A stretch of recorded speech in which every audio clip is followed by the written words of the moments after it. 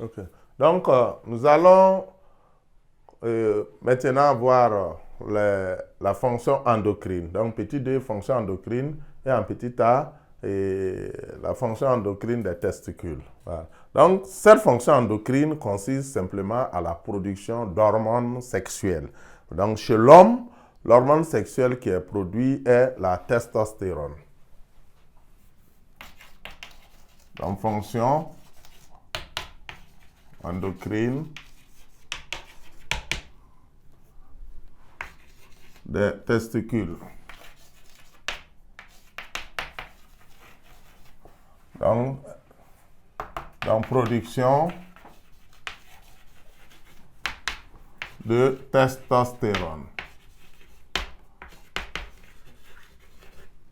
Donc, la fonction endocrine des testicules se résume à la production des testostérone. Et cette fonction endocrine commence, production de testostérone, le fonctionnement des testicules, comme on l'a dit, commence à partir de la puberté. C'est à partir de la puberté que la testostérone est sécrétée et elle va entraîner un changement, j'allais dire, radical chez le jeune garçon.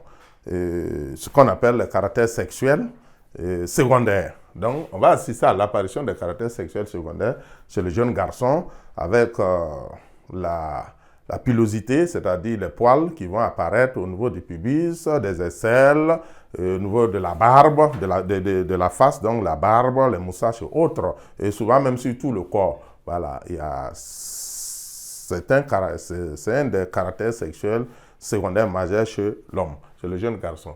Il y a aussi d'autres caractères sexuels secondaires comme le développement des muscles. L'homme a tendance à avoir une musculature plus développée à partir de la puberté à cause de la production de la testostérone.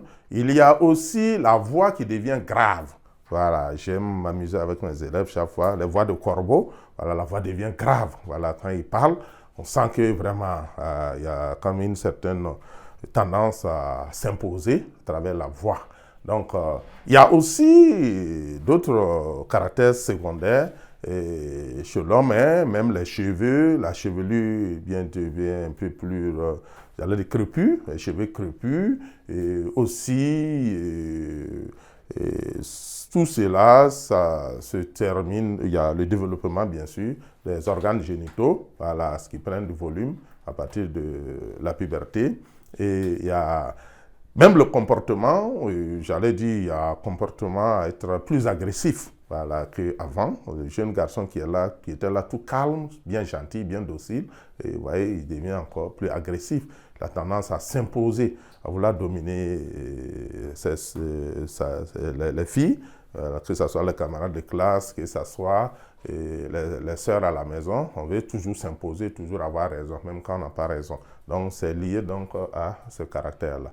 Et enfin, tout ça va se terminer par ce que j'appelle, on appelle plutôt les pollutions nocturnes. Donc, il y aura bien sûr la production de sperme.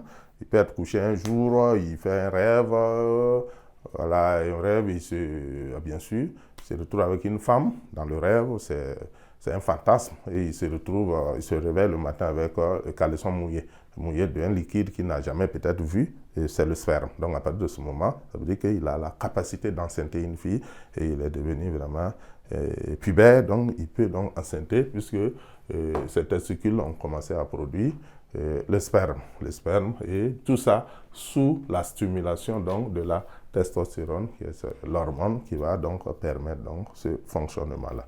Donc voilà ce que nous pouvons retenir au niveau donc de l'homme concernant donc le fonctionnement donc endocrine, la fonction endocrine donc des testicules. Donc nous allons passer au petit b.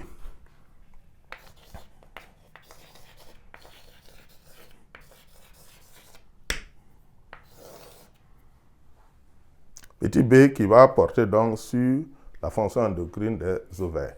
Chez la femme, c'est un peu plus compliqué que chez l'homme.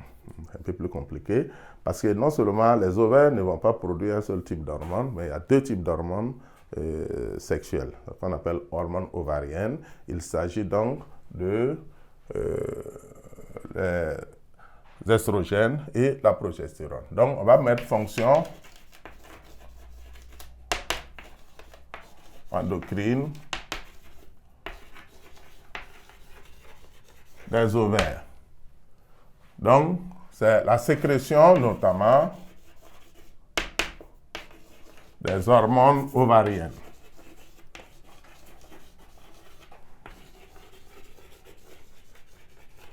Donc, il s'agit notamment des estrogènes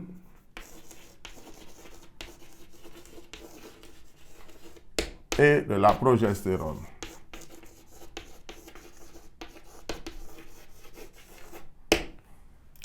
Donc, c'est des hormones qui sont sécrétées, j'allais dire, à partir de la puberté. À partir du moment où la femme est pubère, va commencer à sécréter ces hormones.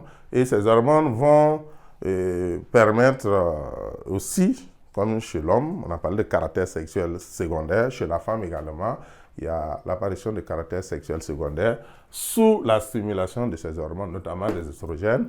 Il y a le développement des seins, il y a le développement des bassins, des fesses, il y a la voix. La voix chez la femme devient plus fine, voilà, plus aiguë que chez l'homme. Il y a aussi la tendance à se faire plus belle. Voilà, on en parle de... elle devient, commence à être plus coquette. Voilà, la propriété, plus propre, etc. etc.